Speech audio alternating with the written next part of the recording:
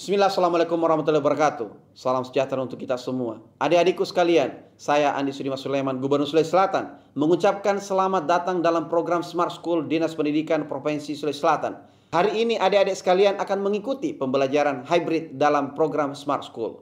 Aplikasi Smart School adalah sebuah pendekatan dengan tetap mengedepankan sebuah pendidikan dengan digital approaching untuk kemudian mengedepankan kualitas dan mutu pendidikan yang diterima siswa secara seragam di seluruh wilayah Sulawesi Selatan termasuk di pelosok-pelosok. Program ini bukan hanya memberikan kepada adik-adik sekalian pengalaman belajar yang baru, namun juga memberikan fasilitas kebutuhan dengan fitur bermanfaat seperti rekaman video pembelajaran yang dapat diulang, trik-trik penyelesaian soal, ujian-ujian serta sarana konsultasi pembelajaran dari guru-guru terbaik di Sulawesi Selatan. Sering-sering mengakses aplikasi Smart School melalui gawai yang adik-adik sekalian miliki di setiap kesempatan yang dimiliki. Untuk seluruh adik-adikku sekalian yang saya cintai, saya banggakan, selamat belajar dan semoga ilmu yang didapatkan bermanfaat untuk menambah pengetahuan pendidikan adik-adik sekalian. Salam kita pada salam. Assalamualaikum warahmatullahi wabarakatuh. Salam sejahtera untuk kita semua.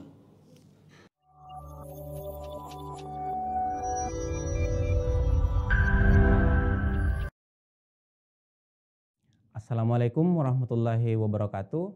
Apa kabar? Berjumpa lagi dengan saya Muhammad Aswin Ashari dalam mata pelajaran Seni Budaya dalam program Dinas Pendidikan Provinsi Sulawesi Selatan Smart School. Smart School berkarakter cerdaski.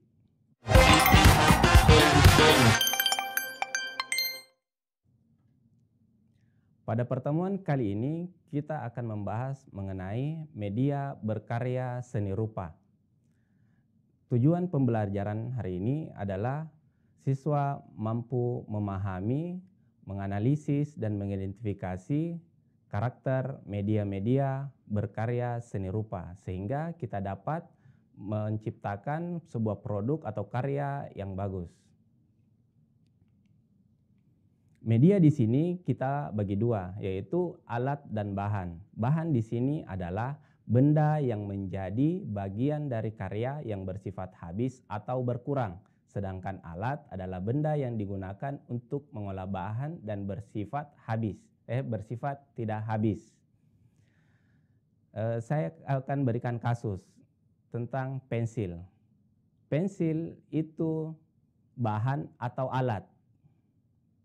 Pasti di antara kalian pasti akan mengatakan pensil adalah bahan. Ada yang juga mengatakan pensil adalah alat. Di sini yang perlu kita perhatikan adalah karyanya. Apabila sebuah karya berupa sketch gambar, maka pensil di sini berposisi sebagai bahan.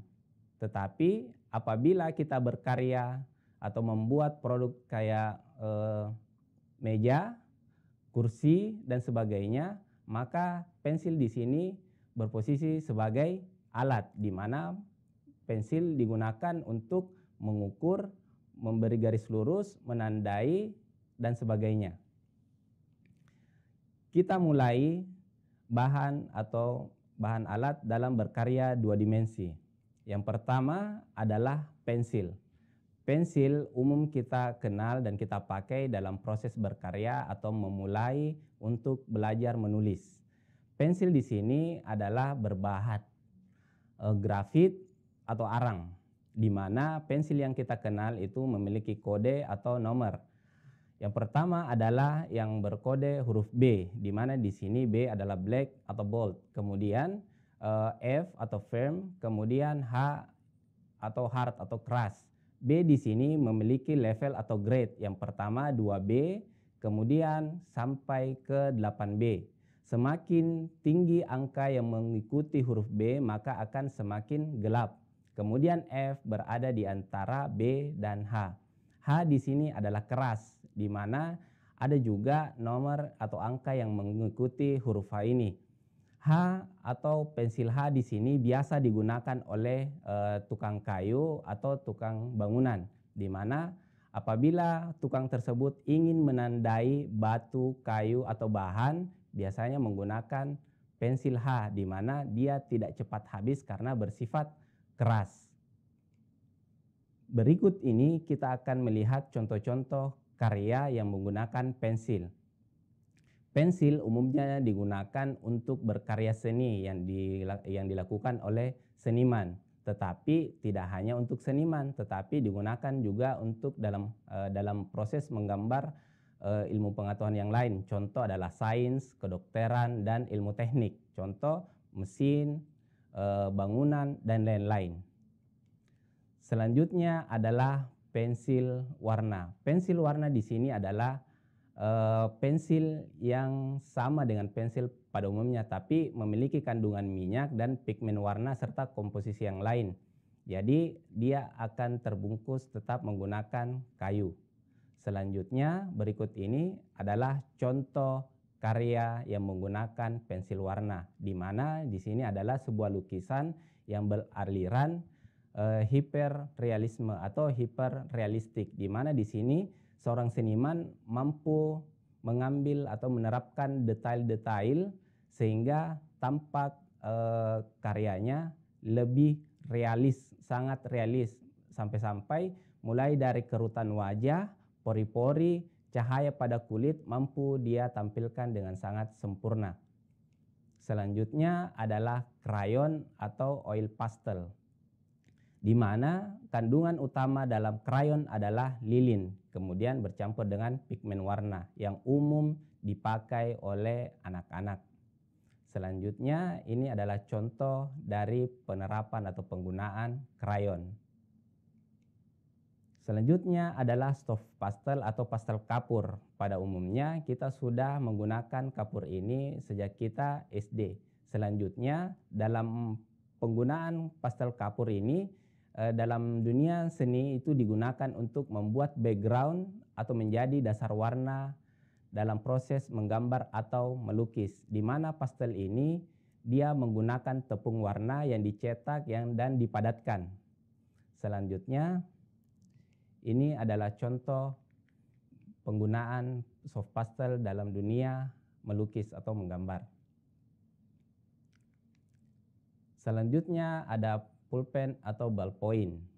Di sini di mana manusia sudah berkembang secara ilmu pengetahuan dari dunia praksara menuju masa aksara, di mana manusia berkomunikasi awalnya menggunakan bahasa verbal, selanjutnya mereka berkembang menggunakan bahasa secara tertulis. Perkembangannya adalah manusia mampu membentuk aksara atau tulisan. Tulisan di sini didukung oleh sebuah alat yang dinamakan pena atau pulpen. Dalam perkembangannya, pulpen ini menggunakan tinta. Tinta tersebut menggunakan alat bantu yang awalnya menggunakan bulu angsa. Bulu angsa di sini sangat membantu proses menulis, di mana ada rongga di bulu angsa yang digunakan untuk menyerap tinta, kemudian dinaikkan ke atas kertas sehingga kertas akan menyerap tinta. Dan perkembangan selanjutnya muncul namanya pulpen mekanik, di mana pulpen mekanik ini, pulpen tersebut memiliki tuas untuk menyerap tinta dan diterapkan di atas kertas. Dan selanjutnya perkembangan sekarang ini sudah banyak jenis-jenis pulpen, jenis-jenis kemudian berbagai macam merek. Dikatakan ballpoint karena ujung dari pena ballpoint itu ada sebuah bola yang sangat kecil yang apabila ditekan dan digeser, pulpen tersebut atau bola tersebut akan berputar dan akan mengeluarkan tinta dari tabung tinta tersebut. Dan tidak hanya digunakan untuk menulis saja, tetapi pulpen atau ballpoint digunakan juga dalam dunia seni. Berikut adalah contoh penerapan pulpen dalam proses melukis atau menggambar. Selanjutnya adalah cat air. Cat air di sini adalah sebuah cat yang berpigmen atau berpelarut air di mana bersifat transparan. Transparan di sini artinya dia terserap oleh bahan kertas. Kemudian berikut adalah contoh penerapan cat air dalam proses melukis, di mana sifatnya adalah akuarel. Selanjutnya adalah cat akrilik. Cat akrilik di sini hampir mirip dengan cat tembok, di mana kalau kita melihat kaleng cat, kita akan membaca atau ada tulisan acrylic emulsion paint, berarti cat akrilik emulsi atau pelapis. Jadi Di sini cat akrilik itu memiliki kandungan plastik sehingga dia bersifat melapis. Berikut adalah contoh penerapan cat akrilik. Selanjutnya adalah cat poster. Cat poster di sini bukan untuk membuat poster, tetapi jenis cat. Kemudian cat poster hampir mirip dengan cat air, tetapi dia bersifat terang, dia warnanya opak, tetapi dia juga transparan. Berikut adalah contoh penggunaan cat poster.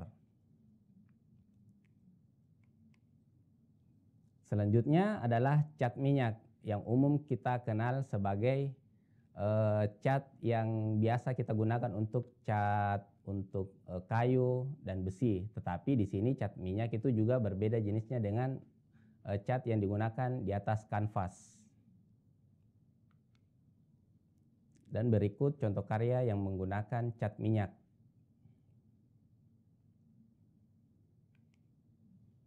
Selanjutnya adalah cat aerosol. Cat aerosol. Aero berarti udara, berarti di sini cat yang menggunakan tekanan udara. Cat yang menggunakan tekanan udara. Pilox umum kita pakai dalam sebuah produk cat aerosol. Kenapa? Karena Pilox itu adalah merek yang pertama beredar di masyarakat, sehingga semua merek dikatakan cat Pilox. Cat semprot berarti cat Pilox, padahal dia adalah cat aerosol.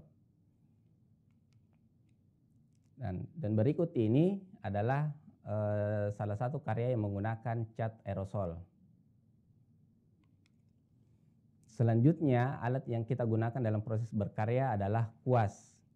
Kuas di sini ada beberapa jenis dan bentuk. Yang pertama adalah yang berbentuk runcing. Runcing di sini dominan digunakan untuk cat air dan digunakan untuk membuat detail. Untuk yang berbentuk rata digunakan untuk membuat background dan umum digunakan untuk cat minyak. Sedangkan yang berbentuk diagonal biasa digunakan untuk membentuk sebuah kaligrafi atau tulisan. Selanjutnya adalah pisau palet. Pisau palet di sini digunakan untuk mencampur warna di atas palet dan digunakan untuk melukis. Berarti di sini kuas tidak lagi digunakan, tapi menggunakan pisau palet khusus untuk aliran-aliran seni lukis tertentu. Contoh impresionisme, ekspresionisme, abstrak, dan lain-lain. Selanjutnya adalah palet. Palet di sini sebagai wadah untuk mencampur cat dan terdiri atas dua jenis. Yang pertama adalah yang flat, kemudian yang kedua adalah yang cekung. Apabila yang cekung berarti digunakan untuk cat air, sedangkan yang flat digunakan untuk cat minyak. Selanjutnya adalah spandram. Spandram di sini digunakan untuk membentangkan kain kanvas dan biasa berbahan kayu. Selanjutnya adalah kain kanvas. Di sini kita bisa lihat ini adalah kain, kemudian kanvas yang sudah terbentang di atas spandram. Selanjutnya adalah easel. Easel di sini merupakan dudukan yang terbuat dari kayu, kemudian dia berkaki tiga. Biasa kita temui juga di pameran-pameran yang digunakan untuk menampilkan sebuah karya. Bukan hanya terbuat dari kayu, sudah ada yang terbuat dari aluminium dan plastik.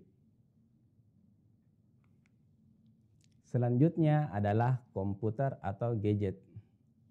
Mengapa kita berkarya menggunakan komputer? Karena ada aplikasi yang mendukung di dalamnya. Dalam perkembangan teknologi, komputer adalah sebuah hal yang sangat luar biasa. Segala aspek kehidupan manusia memiliki peran di dalam komputer. Komputer aplikasinya bisa kita lihat atau bisa kita menggunakan beberapa jenis. Yang pertama adalah produk dari Corel, produk dari Adobe, kemudian Krita, Paint 3D, Inkscape, dan Maypaint. Selanjutnya dalam proses menggambar, sebuah komputer atau laptop menggunakan sebuah alat bantu atau sebuah part yang biasa kita gunakan untuk menggambar. Yang pertama adalah pen tablet yang terhubung dengan komputer yang berupa papan, kemudian bisa dihubungkan dengan komputer. Selanjutnya adalah pen display. Pen display di sini dia seperti tab, kemudian dia sudah tidak terhubung lagi dengan komputer atau laptop. Selanjutnya kita akan membahas dari teknologi tersebut bahwa semua teknologi pasti akan berpengaruh dalam kehidupan manusia. Yang pertama kita akan bahas tentang pengaruh positifnya. Yang pertama adalah memudahkan pekerjaan, di mana sebuah aspek kehidupan manusia, teknologi memiliki peran dalam memudahkan pekerjaan manusia. Dan selanjutnya adalah komunikasi.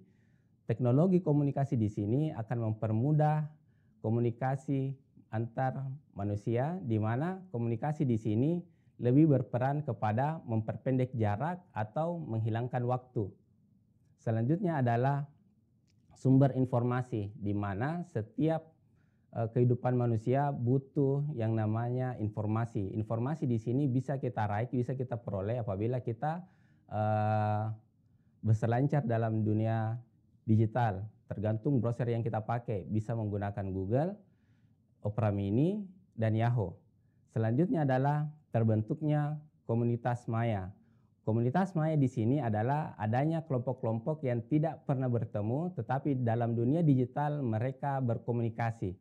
Selanjutnya adalah belanja online, di mana belanja online di sini kita tidak perlu repot-repot ke pasar, ke toko, ke mall dan sebagainya. Semua bisa kita lakukan dari rumah, mulai dari mencari barang, memilih barang, kemudian bertransaksi. Semuanya serba online. Selanjutnya adalah hiburan. Hiburan di sini adalah bagaimana kita terjadi perubahan yang sangat besar, di mana komunikasi atau teknologi Android HP itu sudah memberikan sebuah hiburan atau beberapa hiburan yang mempengaruhi kehidupan manusia, di mana 2010 ke atas teknologi Android sangat-sangat berperan besar dalam dunia hiburan, di mana pengaruhnya adalah lebih baik televisi kita di rumah yang rusak dibandingkan HP kita yang rusak, karena terjadi pergeseran hiburan, di mana dulu hiburan kita itu bersumber dari televisi, sekarang sudah bergeser ke HP kita.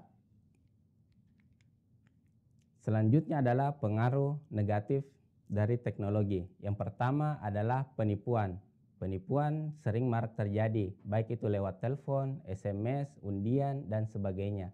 Yang kedua adalah plagiatisme. Plagiatisme di sini adalah mengambil sebuah karya baik secara tulisan maupun karya yang tidak berizin atau tidak mendapatkan izin dari penciptanya. Selanjutnya adalah cybercrime.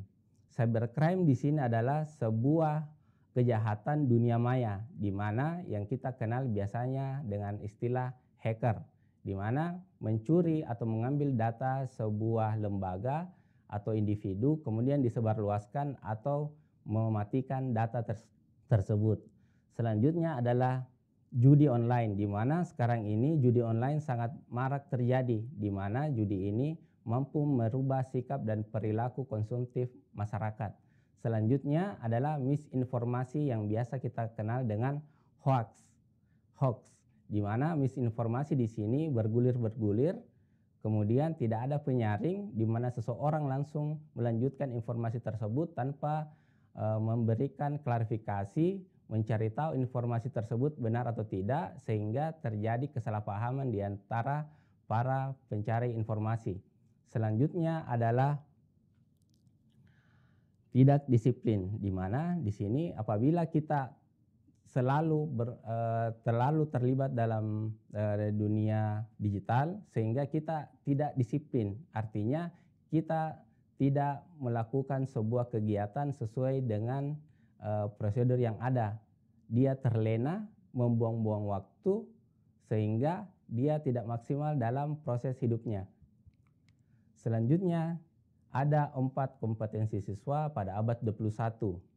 Yang pertama adalah critical thinking atau berpikir kritis, kemudian yang kedua adalah komunikasi, ketiga adalah kreativitas, yang keempat adalah kolaborasi. Berpikir kritis di sini adalah kemampuan yang harus dimiliki siswa untuk memahami sebuah masalah rumit, untuk mendapatkan informasi, sehingga muncul perspektif yang berbeda, sehingga dapat menanggulangi atau mengatasi masalah tersebut. Selanjutnya adalah komunikasi. Komunikasi di sini adalah kemampuan komunikasi yang dapat membuat siswa mengekspresikan apa yang ada di dalam pikirannya, baik secara lisan maupun tulisan. Dengan kemampuan komunikasi yang baik, maka pesan yang disampaikan mampu tersampaikan dengan baik sehingga tidak terjadi miskomunikasi atau kesalahpahaman. Selanjutnya adalah kreativitas. Kreativitas di sini adalah agar siswa lebih berani untuk mengungkapkan ide yang ada di pikirannya, kemudian mampu berpikir kritis, tidak hanya terbatas dengan ide, tetapi mampu menciptakan sebuah produk atau barang baru yang bernilai kreasi, sehingga mampu menciptakan sebuah produk yang berguna untuk dirinya dan orang lain. Selanjutnya adalah kolaborasi. Kolaborasi di sini adalah bagaimana kita mampu hidup bersama-sama, kemudian mampu saling memberikan pendapat, tidak menang sendiri, di mana kesuksesan juga perlu diraih bersama-sama dengan melakukan kolaborasi dengan orang lain. Selanjutnya kita akan bahas media berkarya 3 dimensi. Yang pertama adalah bahan lunak. Bahan lunak di sini berarti bahan tersebut bisa berubah bentuk dengan menggunakan tangan. Yang pertama adalah tanah liat. Tanah liat di sini adalah tanah yang bersifat liat.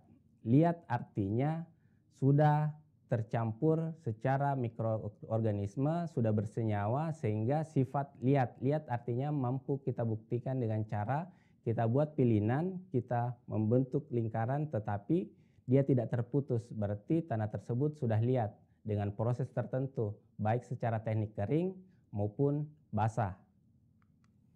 Selanjutnya adalah plastisin. Plastisin di sini umum kita jumpai dan digunakan oleh anak-anak, di mana plastisin ini unsur utamanya adalah lilin. Mampu kita gunakan untuk membentuk sebuah model, kemudian mampu kita buat sebuah patung dan kreasi yang lain. Selanjutnya adalah karet. Karet di sini adalah sebuah bahan dalam dunia industri, sudah banyak digunakan untuk produk-produk yang mampu membantu kehidupan manusia. Karet berasal dari pohon karet, kemudian dibentuk menjadi produk-produk tertentu dengan proses tertentu. Mulai dari hal kecil yaitu karet gelang, ban mobil, perahu karet, dan sebagainya. Selanjutnya adalah plastik. Plastik di sini banyak kita temui di dalam rumah, di mana plastik di sini akan banyak membentuk sebuah produk. Yang paling kecil adalah botol plastik, kemudian baskom, ember, dan lain-lain, di mana plastik ini memiliki grade, ada yang plastik tahan panas, ada plastik yang cuma sekali pakai, ada plastik yang tidak boleh bersentuhan dengan makanan. Selanjutnya adalah fiber. Fiber di sini juga dikenal sebagai fiberglass. Fiberglass di sini memiliki bahan utama, yang pertama adalah resin, yang kedua adalah katalis sebagai pengeras atau hardener. Resin di sini biasa berbentuk cairan kental yang biasa berwarna bening dan ada yang berbening berwarna. Selanjutnya, fiber memiliki bahan tambahan. Yang pertama adalah pigmen warna, yang kedua adalah serbuk tal, kemudian yang ketiga adalah fiber mat. Pigmen warna di sini berfungsi sebagai pewarna atau memberikan warna pada bahan utama. Kemudian serbuk talc di sini berfungsi sebagai memberikan warna solid pada bahan fiber. Kemudian fiber mat di sini memberikan kekuatan pada fiberglass. Contoh di sini kita bisa melihat di sini ada dua produk fiber. Yang pertama adalah papan ujian yang berwarna bening. Berarti campuran di sini adalah resin, katalis, dan pigmen warna. Warnanya tidak solid atau tidak padat. Yang kedua adalah papan ujian yang berwarna solid. Berarti campurannya di sini adalah resin, katalis, serbuk talk, dan pewarna. Dan berikut ini adalah beberapa produk yang menggunakan fiber atau fiberglass. Yang pertama kita lihat di sini ada perahu yang terbuat dari fiber, kemudian ada gantungan kunci, kemudian yang di belakang itu adalah seng bening yang biasa digunakan untuk rumah yang ingin mendapatkan cahaya matahari. Selanjutnya adalah semen. Semen di sini terdiri atas dua jenis, yaitu semen biasa yang berwarna abu-abu, kemudian semen putih. Perbedaannya, semen biasa apabila sudah bercampur dengan air, apabila mengeras sudah tidak bisa lagi dibentuk karena sudah keras. Sebaliknya, semen putih apabila dia sudah keras, mampu kita bentuk dengan cara kita pahat, kita keruk dan sebagainya, dan bisa juga kita lunakkan dengan cara disapu atau dibasuh dengan air. Selanjutnya adalah bahan keras. Bahan keras di sini adalah bahan yang tidak bisa diubah bentuknya menggunakan tangan, tetapi harus menggunakan alat-alat tertentu.